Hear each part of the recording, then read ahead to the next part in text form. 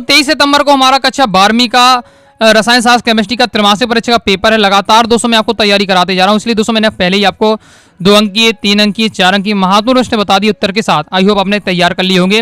तैयार कर लिए हैं दोस्तों, कमेंट बॉक्स में जरूर बताइएगा। ओके, वस्तुनिष्ठ रह जाते हैं, वस्तुनिष्ठ कहते हैं दोस्तों, आप कह रहे थे। तो चलिए हम देख लेते हैं जो चैप्टर आपके त्रैमासिक परीक्षा के सिलेबस में आने हैं, उन चैप्टर के हम वस्तुनिष्ठ की प्रैक्टिस कर लेते हैं। दोस्तों वीडियो को देखते ही देखते आप क्या वस्तुनिष्ठ तैयार करते जाइएगा, क्योंकि इतना समय नहीं कि आप अलग से तैयार करें। चलिए स्टार्ट कर लेते हैं बिना टाइम वेस्ट किए। विलयन, पहला चैप्टर हमारा इसमें विलयन। तो इसमें आपको तैयार करना है, किसी द्रव के आवासीय विलय में घुलने पर कम हो जाता है तो उसका हिमांक कम हो जाता है। शुद्ध जल की मूलता 55 आपकी 5 आती है, तो मतलब 55.6 आपकी हो जाती है। ओके, आगे देख ले किस प्रकार से निकाली जाती है, इसको देख लीजिएगा, क्योंकि प्रीवियस पेपर में निकालने के लिए भी आया है। आगे देख लेते हैं, किसी घोल के अणु संख्या गुण आधारित होते हैं तो विलय के कणों की संख्या पर।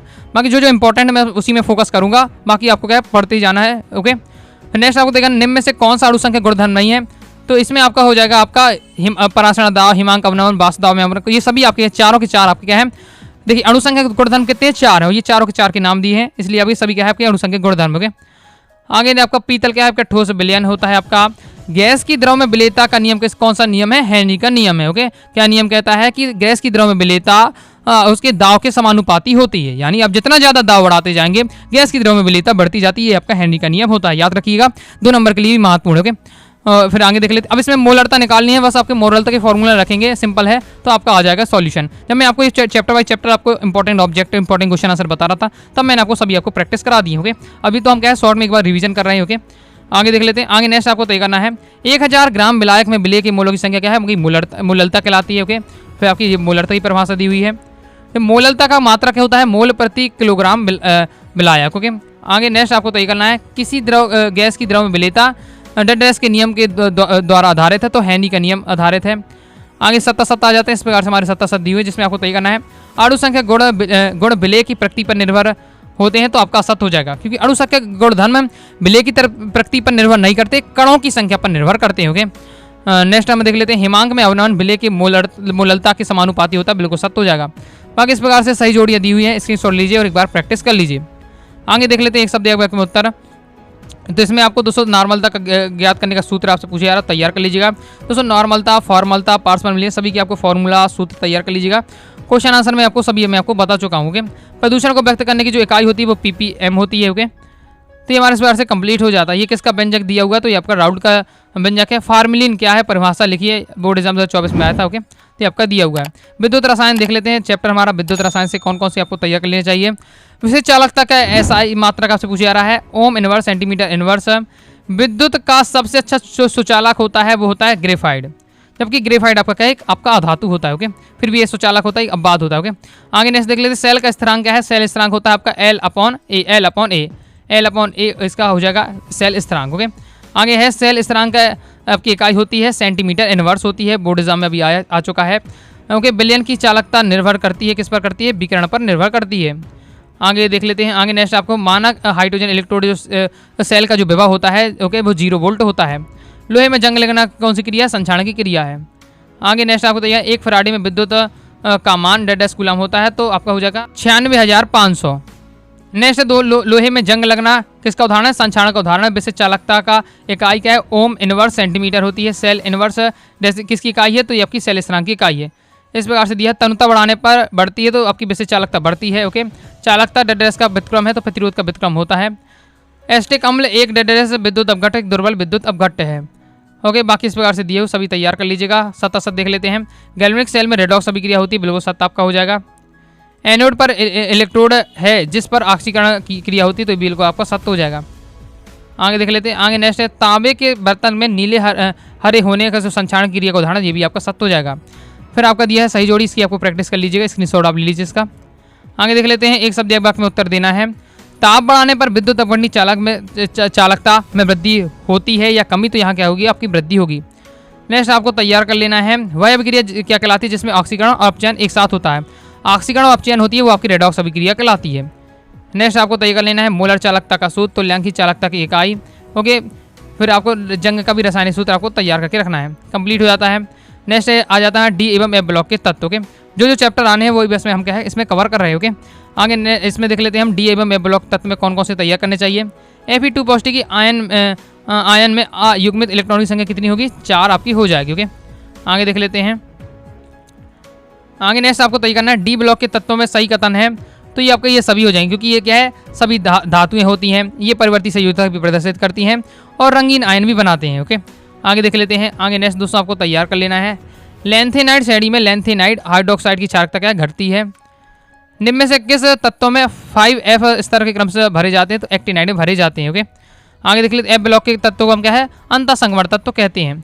संगमण धातु डैश ऑक्सीकरण अवस्था प्रदर्शित करती हैं, तो परिवर्ती ऑक्सीकरण अवस्था प्रदर्शित करती हैं। संगमण अंतःसंगमण तत्वों का समान इलेक्ट्रॉनिक विन्यास है आपका ये होता है, याद रखिएगा, या आपका पेपर में आ सकता है एफ ब्लॉक के तत्वों का इलेक्ट्रॉनिक विन्यास, तो भी आपका यही होगा, क्योंकि अंतःसंगमण तत्व को ही एफ ब्लॉक कहते हैं, तो कन्फ्यूजन नहीं होना आपको।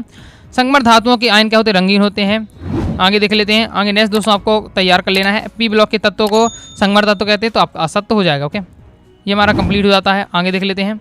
लैंथेनाइड एक्टिनाइड की तुलना में अधिक क्रियाशील होते हैं, तो आपका ये क्या असत्य हो जाएगा। बोर्ड एग्जाम में आपका क्वेश्चन आ चुका है। फिर आपकी सही जोड़ी इस प्रकार से दी है, अच्छे से आपको तैयार कर लीजिएगा, प्रैक्टिस कर लीजिए, सीसॉट ले लीजिए। आगे देख लेते हैं। आगे नेक्स्ट दोस्तों हमारा आ जाता है एक शब्द एक वाक्य में उत्तर देना है।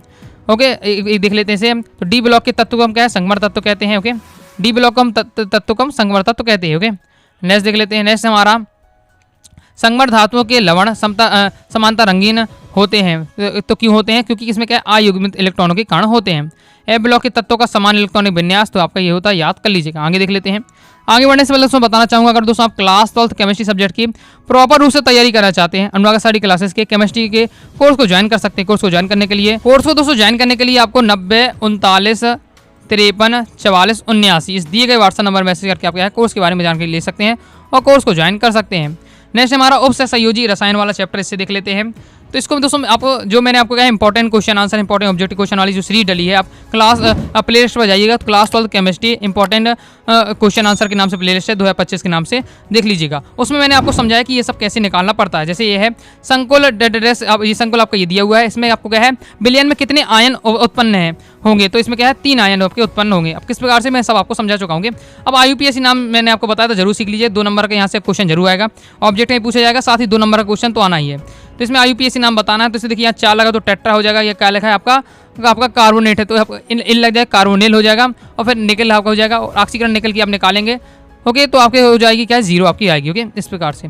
नेक्स्ट इसमें हमारा बताया जा रहा है कि कौन सी ये समायोजकता है, तो यहाँ मैंने आपको क्या है, Br की जगह क्या आ गया, SO4 आ गया। ओके, और SO4 की जगह Br आ गया, मतलब स्थापन हो गया, ये विस्थापन हो जाए तो आपका यहाँ होती है आयनन समायोजकता। इस प्रकार से आप देख सकते हैं। इसमें आपको क्या है, आयरन की ऑक्सीकरण संख्या बतानी है, तो आपकी यहाँ ऑक्सीकरण संख्या आयरन की कितनी आ जाएगी, 2 आ जाएगी। अब किस प्रकार से मैं पूरा आपको समझा चुका हूँ थोड़ा, क्योंकि अब मैं इसलिए नहीं समझा रहा हूँ कि डिटेल से थोड़ा आपको समझना पड़ेगा, प्रॉपर रूप से भूमिका बनानी पड़ेगी। वो आप मैंने आपको चैप्टर एक बार देख लीजिएगा, तो आपको क्या है पूरा समझ में आ जाएगा। ये जरूर इस प्रकार से क्वेश्चन आएंगे ऑक्सीकरण संख्या वाले, अच्छे से तैयार करके रखिएगा। ओके, और ये आप तभी कर पाएंगे जब आपने ये समझा। ओके, इसमें आपको कोबाल्ट की ऑक्सीकरण संख्या आपसे पूछी जा रही है। तो फिर इसके बाद नेक्स्ट आपके इसमें आपको है CU की समन्वय संख्या आपको पूछी जा रही है, तो ये आपको तैयार करना है। समन्वय संख्या तो ये आपको ये होता है, ट्रिक देखो मैं बता देता हूँ डायरेक्ट। समन्वय संख्या में आपका क्या होता है, जो आपका ये होता है आपका लिगेंड होता है। ओके, ये आपका CU यहाँ क्या है, आपका CU आपका क्या केंद्रीय धातु परमाणु है, और यहाँ आपका ये लिगेंड लिखा हुआ। ओके, तो लिगेंड के साथ जो जितने भी लिगेंड होते हैं वो ओके, नीचे जो लिगेंड की जितनी संख्या लिखी जाती है वो आपकी क्या है, समन्वय संख्या कहलाती है। इस प्रकार से याद रख सकते हैं। तो लिगेंड आपका NH3 है, NH3 के साथ यहाँ क्या है 4 लिखा हुआ, तो 4 आपके इसमें समन्वय संख्या हो जाएगी। इस प्रकार से याद रख सकते हैं। इसमें ये पूछा जा रहा है इसमें आपको क्या है, समायोजकता कौन सी है, तो यहाँ भी देख सकते हैं आपका Cl अंदर है तो बाहर चला गया, SO4 आपका बाहर था तो अंदर चला गया। ओके, तो ये आपकी कौन सी हो जाएगी, विस्थापन हुआ, मतलब आयनन समायोजकता। ये मैं इतना मैंने अनुभव किया है कि ये ऐसा होता है, इसलिए मैं आपको डायरेक्ट बताते जा रहा हूँ कि जिससे आप डायरेक्ट पहचान सके। नेक्स्ट देख लेते हैं। इलेक्ट्रॉन युग्म दाता आपके क्या है, संलग्नी कहलाते हैं। इसमें दोस्तों आपको देखिए PT, अभी ये आपका दिया हुआ है आपसे संयोजी हो गए, इसमें PT की समन्वय संख्या बतानी है, तो ये आपका लिगेंड आपका ये लिखा हुआ है। ओके, लिगेंड आपका यहाँ Cl है, PTCl पूरा में आ जाता है आपका। ओके, तो ये आपका यहाँ जो 6 है वो आपका आ जाता है आपका समन्वय संख्या। ओके, जो कि आपका लिगेंड यहाँ Cl है और उसके साथ जो नंबर लिखा हुआ है वो आपको लिख देना है। ओके, EDTA लिगेंड है, तो एक आपका बहुदंतो लिख सकते हैं या हेक्सादंतो लिख सकते हो। ओके, दोनों राइट आंसर माने जाएंगे। आगे देख सकते हैं। आगे आपके समय भी आपको इसमें ये दिया हुआ है, इसमें आपको निकल की क्या है, ऑक्सीकरण संख्या 0 है, तो आपको बिल्कुल सत्य हो जाएगा। ओके, आगे देख लेते हैं। कीलेट संलग्नी अधिक स्थायी संकुल बनाता, बिल्कुल सत्य हो जाएगा। सही जोड़ी इस प्रकार से दी, इनकी प्रैक्टिस कर लीजिएगा। एक शब्द एक वाक्य में उत्तर देख ले। इसमें भी आपसे पूछा जा रहा है कि किस प्रकार से समायोजकता है, तो उसमें भी वही विस्थापन हुआ, तो आयनन समायोजकता हो जाएगा। ओके, इसके बाद नेक्स्ट इसमें आपको पूछा जा रहा है आयरन की ऑक्सीकरण संख्या बतानी है, तो इसमें आयरन की जो ऑक्सीकरण संख्या होगी वो कितनी हो जाएगी, 3 आपकी निकल कर आएगी। आगे देख लेते हैं। आगे फिर नेक्स्ट है उपसंयोजक यौगिकों का सिद्धांत किसने प्रतिपादित किया? तो अल्फ्रेड वर्नर ने किया था। ओके, बोर्ड एग्जाम में आ चुका है 2024 में। अब दोस्तों हम देख लेते हैं हेलो एल्केन तथा हेलो एलिन वाले चैप्टर से। ओके, तो इसमें दोस्तों आपको तय करना है एल्केल हैलाइड Mg के साथ शुष्क ईथर की उपस्थिति में बनाता है। तो क्या बनाता है? ग्रेनाल्ड अभिकर्मक बनाता है। ओके, अभिक्रियाएं आपको पता होनी चाहिए, क्योंकि अभिक्रिया से संबंधित क्वेश्चन अक्सर आके बनते हैं। ओके, अगर अभिक्रिया याद होंगी तो आप बता पाएंगे। जैसे ये आपका आया है, एल्केन आयोडाइड का निर्माण प्राय एल्केन क्लोराइड या ब्रोमाइड के शुष्क एसीटोन में NaL के साथ अभिक्रिया से होता है। इस अभिक्रिया क्या कहते हैं? अब आपको अभिक्रिया हमने पढ़ी होगी तो आप तुरंत बता देंगे। इसे क्या है? फिक स्टाइल अभिक्रिया कहते हैं। ओके, आगे देख लेते हैं। आगे नेक्स्ट आपको तय करना है क्लोरोबेंजीन तथा क्लोरस की क्रिया से क्या है? DDT बनता है। ओके, सैंडमेयर अभिक्रिया का जो उत्पाद होता है वो हेलो एरीन होता है। ये आपका दिया हुआ 77 देख लेते हैं। इसमें आपको तैयार कर लेना है आयोडोफार्म का उपयोग पूर्ति रोधी के रूप में किया जाता है। बिल्कुल सत्य है। कार्बन टेट्रा क्लोराइड जल में आबिले है, तो आपका ये बिल्कुल सत्य हो जाएगा। ओके, आगे देख लेते हैं CH3OH क्लोरोफॉर्म से नहीं बनाया जा सकता, तो अभी आपका सत्य हो जाएगा। बाकी इस प्रकार से सही जोड़ी दी है, देख लीजिए। फिर ऐसे आपका ग्लैमैक्सिस का सूत्र पूछा जा रहा है। क्लोरोफ्लोरोकार्बन क्या कहलाता है? तो इसे क्या हम फ्रीऑन गैस कहते हैं। ओके, नेक्स्ट आपको तय करना है ब्रुज, ये बहुत ज़्यादा इंपॉर्टेंट है। यहाँ बुर्ज फिटिंग अभिक्रिया हो जाए। ओके, बुर्ज संश्लेषण क्रिया में किस धातु का प्रयोग किया जाता है? सोडियम का धातु का प्रयोग किया जाता है। DDT रासायनिक नाम है DDT का डाइक्लोरो डाइफेनल ट्राइक्लोरोएथेन। ओके, इंपॉर्टेंट है। अब नेक्स्ट हमारा चैप्टर है लास्ट जैवाणु वाला, इससे देख लेते हैं। तो पौधों की कोशिकाओं के लिए महत्वपूर्ण कार्बोहाइड्रेट कौन सा है? सेल्यूलोज है। दूध में उपस्थित डाइसैकेराइड है आपका लैक्टोज। कौन ग्लिसराइड नहीं है? तो साबुन इसका राइट आंसर हो जाएगा। एंजाइम होते हैं तो नाइट्रोजन युक्त होंगे, जटिल यौगिक होते हैं एंजाइम। RNA में नहीं पाया जाता, तो थाइमिन नहीं पाया जाता है। इंसुलिन की कमी से होने वाला रोग आपका डायबिटीज होता है। ओके, विटामिन B1 होता है आपका थाइमिन। ऊतकों का निर्माण किसके द्वारा होता है? तो प्रोटीन के द्वारा होता है। ओके, आगे देख लेते हैं। रिक्त स्थानों की पूर्ति कीजिए। ग्लूकोज 6 कार्बन युक्त आपका मोनोसैकेराइड है। इसके बाद नेक्स्ट है आपका न्यूक्लिक अम्लों का प्रमुख कार्य क्या है? प्रोटीन का संश्लेषण करना होता है। डेडेस रक्त के का थक्का बनाने के लिए उत्तरदायी, तो विटामिन के रक्त का थक्का बनाने के लिए उत्तरदायी है। जिन लोगों में क्या है विटामिन के की कमी हो जाती है, उनमें क्या है अगर कहीं घाव लग जाता है तो रक्त रुकता नहीं है, लगातार बहता रहता है। ओके, जिससे फिर रक्त की कमी की दिक्कत हो जाती है। विटामिन ए की कमी से रतौंधी रोग हो जाता है। विकृति प्रोटीन की कौन सी है? प्राथमिक संरचना को प्रभावित नहीं करती है। ओके, हीमोग्लोबिन आयन के का डेडेस यौगिक तो एक संकुल यौगिक है। विटामिन B2 का रासायनिक नाम क्या है? राइबोफ्लोविन से। ओके, आगे देख लेते हैं। 77 में आपको है ग्लूकोज एक प्रोटीन है, तो आपका सत्य हो जाएगा। एंजाइम प्रोटीन है, तो बिल्कुल सत्य हो जाएगा। प्रोटीन की कमी से होने से रोग नहीं होते हैं, असत्य हो जाएगा, क्योंकि प्रोटीन की कमी से भी रोग हो जाते हैं। ओके, अंडे को उबालने से प्रोटीन विकृत हो जाता है, बिल्कुल सत्य आपका हो जाएगा। बाकी इस प्रकार से आपकी सही जोड़ियाँ दी कि आपको अच्छे से प्रैक्टिस कर लेना है, ये आपके दिया हुआ। ओके, देख लेते एक शब्द एक बाकी में उत्तर इस प्रकार से आपका दिया हुआ है, जिसमें आपको तय करना है अमीनो अम्लों को आपस में कौन सा बंध जोड़ता है? तो पेप्टाइन बंध जोड़ता है। ओके, जल में विलेय विटामिन होता है आपका विटामिन B और C। मोनोसैकेराइड कार्बोहाइड्रेट का एक उदाहरण है आपका ग्लूकोज। दूध में उपस्थित डाइसैकेराइड शर्करा होती है आपका लैक्टोज। प्रोटीन का एकल का आपका नाम होता है अमीनो एसिड।